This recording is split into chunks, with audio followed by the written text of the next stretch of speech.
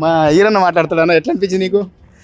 చిన్ననాటి నుంచి విమానాలు పోతుంటే మేము విమానం అంటే ఏందో అని అనుకునేది. ఈరోజు విమానం ఎక్కి మేము ఇంత దూరం వచ్చినామంటే ఎలాంటి భయపడతారు కింద పడతారు అనేది తెలియక దాంట్లో కూర్చుంటే మన బస్సులో పోయినట్టే ఉంది. మంచిగా నిశ్శబ్దంగానే మంచిగానే వచ్చినాం. సంతోషం అయింది. ఎలాంటి భయం ఏం లేదు. పైనుంచి చూస్తే కూడా ఏ కళ్ళు తిరుగుతాయి కింద పడతారు అన్నారు కానీ ఎలాంటి భయం ఏం లేదు. మనం హాయిగా మన రోడ్డు మీద పోయినట్టే మంచిగా ప్రశాంతంగా మనం చూడక ముందు ఎవరో చెప్తే భయపడేది కానీ మంచిగానే ఉంది.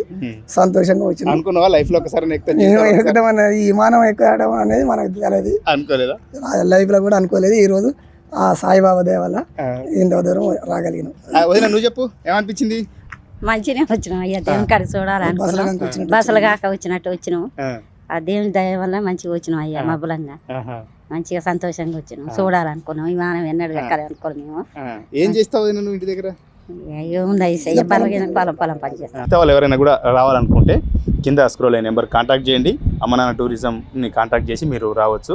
హైదరాబాద్ టు జల్గాం ఈ నుంచి షిరిడీకి పోతాం. బడ్జెట్ 6,000 ఒకరికి, 6,000 బడ్జెట్లో రావచ్చు. ఇంక్లూడింగ్ అన్ని ఫ్లైట్ ఫేర్ కానీ, రైలు ఛార్జీలు, అకామిడేషన్, ఫుడ్ ఇవన్నీ కూడా 6,000లో ఉంటుంది. ఎవరు రావాలనుకున్నా కూడా మమ్మల్ని కాంటాక్ట్ చేయండి. ఈ నెంబర్ని కాంటాక్ట్ చేయండి. ధన్యవాదాలు. మరొక మంచి గెస్ట్లతో మళ్ళీ మనం కలుసుకుందాం అమ్మనాన్న టూరిజం ద్వారా.